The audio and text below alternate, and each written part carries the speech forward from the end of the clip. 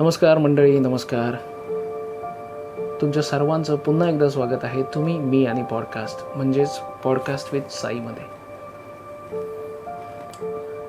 गेले काही दिवस मी तुमच्यापर्यंत कथा घेऊन येत होतो, लेख घेऊन येतो. आत्तापर्यंत या पॉडकास्ट विथ साईचे 10 भाग तुमच्यापर्यंत मी आणले होते. आज हा 11वा भाग मी तुमच्यासमोर घेऊन येतो आहे. आत्तापर्यंत खूप छान छान कथा आणि लेख मी तुमच्यासमोर मांडले होते. आज म्हटलं थोडंसं एक वेगळा प्रकार करूया. वेगळा म्हणजे भय, भीती. म्हटलं ह्या प्रकाराकडे जायचा आज एक प्रयत्न करूया. तेव्हा प्रतिलिपी या ॲपवरती वाचता वाचता प्रिया जवणे या लेखिकेची एक कथा मला मिळाली. मुळात ही भयकथा आहे.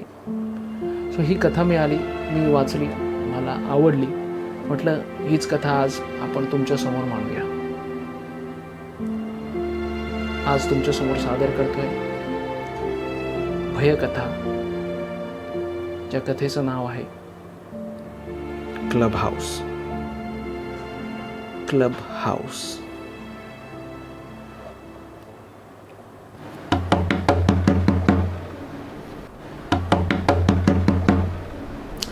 अरे तू सांगशील का मला इथे का बंद केलंय? तू आधी हा दरवाजा उघड. अरे सांग ना, मला का बंद केलंय इथे? तू आधी हा दरवाजा उघड. राणी खिडकीतून ओरडत होती. बंद दरवाजावर वारंवार हात मारत होती.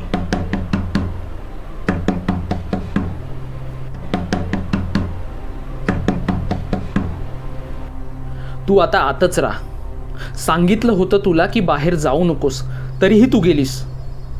राणी, तुला का मान्य नाही की तुझ्या डोक्यावर परिणाम झालाय ते? आदित्य चिडून बोलत होता. अरे मी खरं बोलतेय. अरे मला काहीही झालेलं नाहीये. अरे खरंच सांगते, मला त्या जोशी काकू काल भेटल्या होत्या.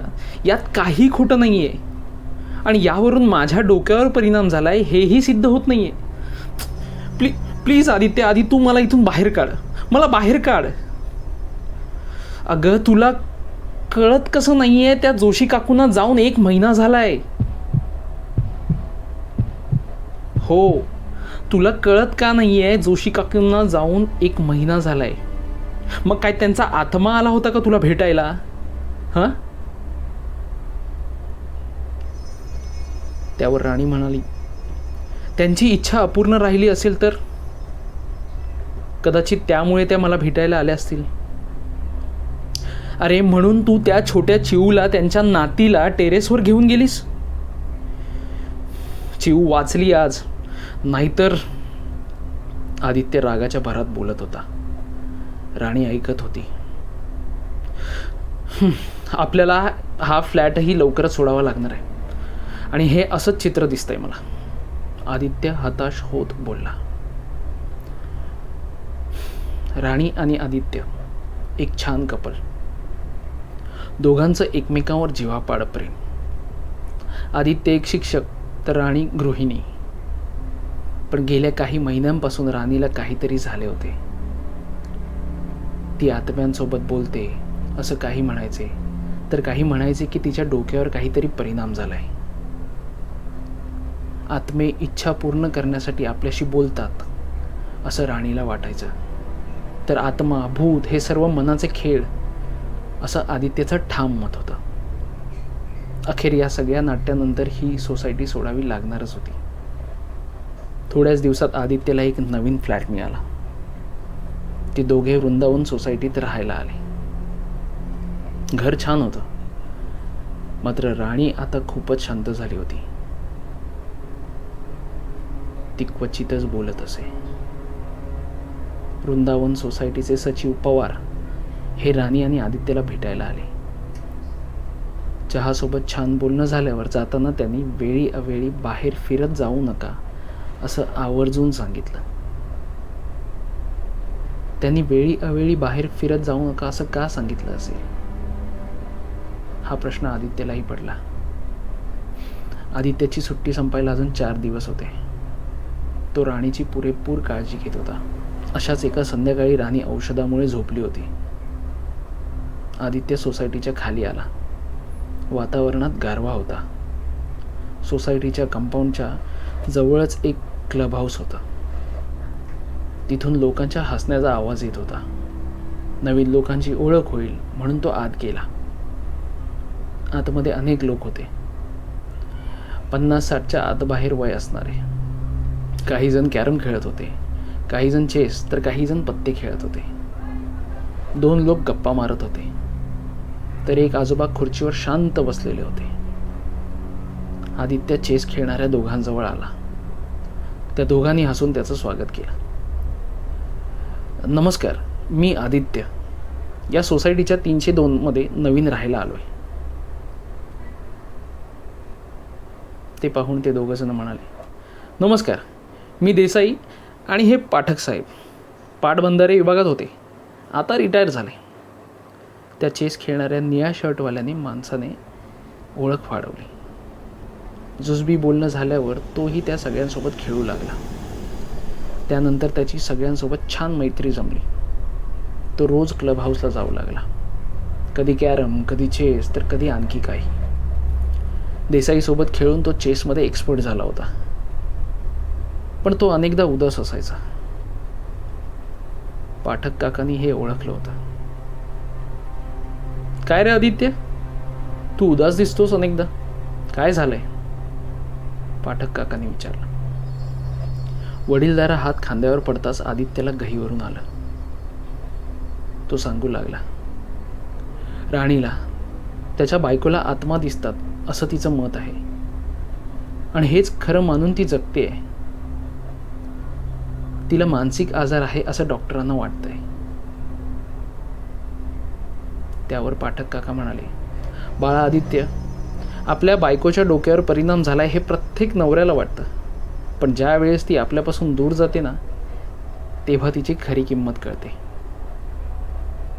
कधीच न बोलता शांत खुर्चीवर बसणारे कुलकर्णी आज बोलले, तुझ्या बायकोला डॉक्टरची नाही तर तुझ्या प्रेमाची गरज आहे. अजूनही वेळ गेलेली नाही. या म्हाताऱ्याचं ऐक आणि जा तुझ्या राणीकडे. गोड पोरगी आहे रे ती.